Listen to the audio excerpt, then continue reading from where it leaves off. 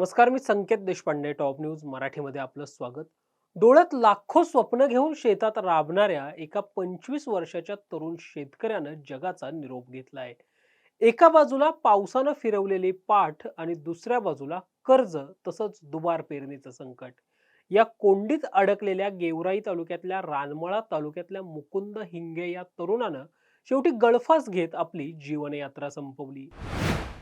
शेतात राबून घराला हातभार लावण्याचं वय, पण याच वयात बीडच्या रानमळा गावातल्या 25 वर्षाच्या मुकुंद हिंगे या तरुण शेतकऱ्यावर आत्महत्या करण्याची वेळ आली आहे. यंदा पावसानं ओढ दिल्यामुळे शेतातील पिकं डोळ्यादेखत जळून गेली. त्यातच दुबार पेरणीचा खर्च कसा करायचा आणि कर्जाची परतफेड कशी करायची या विवंचनेतून मुकुंदने राहत्या घरी गळफास घेऊन आपलं आयुष्य संपवलं.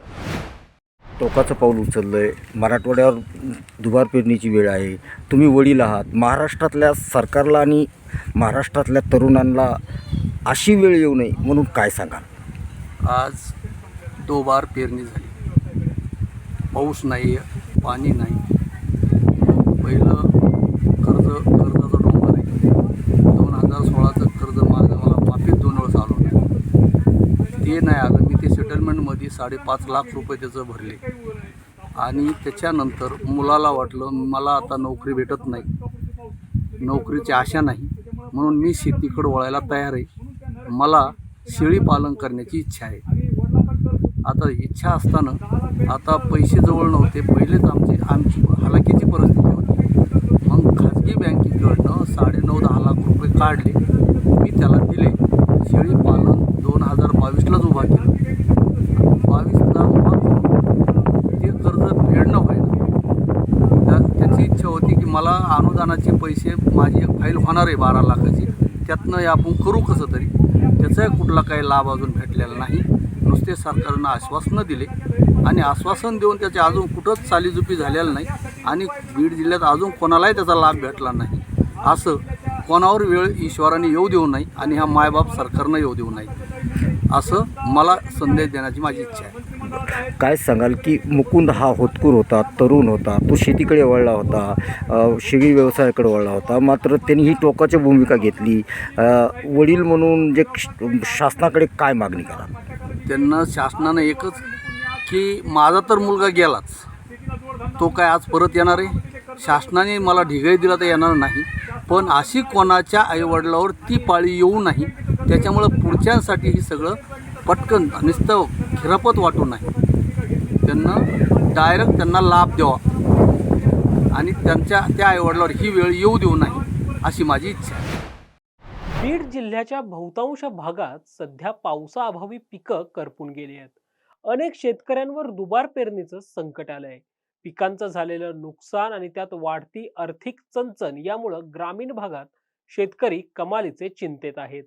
सरकारनं आता तरी कोणतीही दिरंगाई न करता तातडीनं पिकांचे पंचनामे करून पीडित कुटुंबांना आर्थिक मदत द्यावी अशी मागणी रानमळा गावातील हे शेतकरी करतायत. खूप दुःखद घटना घडलेली.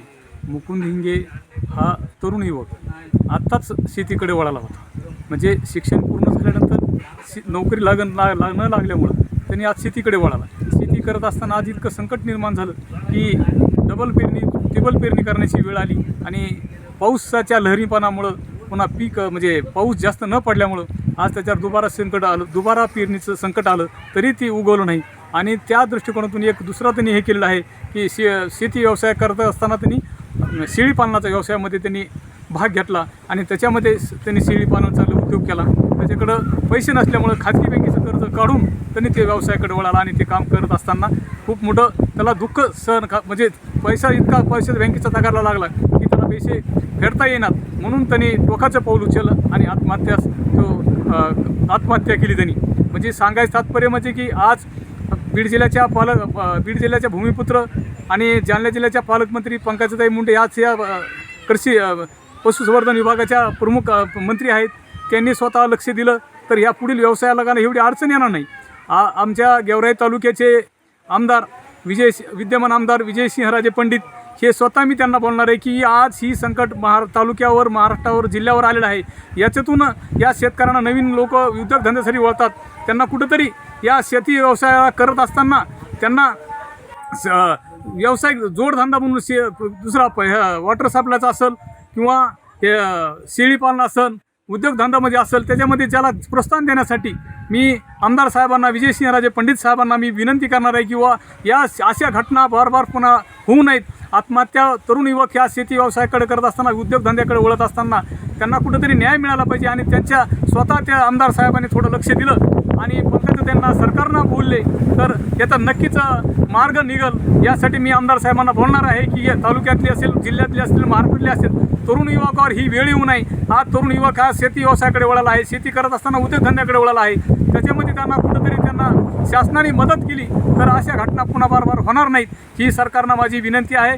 आणि आमदार साहेबांना सुद्धा विनंती करणार आहे की आम्ही उद्या आमच्या तालुक्यातील, जिल्ह्यातील जे काही अशा घटना घडत आहेत त्याच्यावर पायबंद आपण घालावा. ही मी सरकारना विनंती करणार आहे, आमदार साहेबांना विनंती करणार आहे. मुकुंद हिंगे या 25 वर्षीय तरुणाची आत्महत्या केवळ एका शेतकऱ्याची आत्महत्या नाही, तर ती लाखो शेतकऱ्यांच्या स्वप्नांची शोकांतिका आहे. शेतकरी आत्महत्यांची आकडेवारी समोर आल्यानंतर सरकारकडून अनेक उपाययोजना, अनेक मदतीची घोषणा केली जाते, पण प्रत्यक्षात ही मदत बांधावर पोहोचतच नाही का, असा प्रश्न उपस्थित होतोय.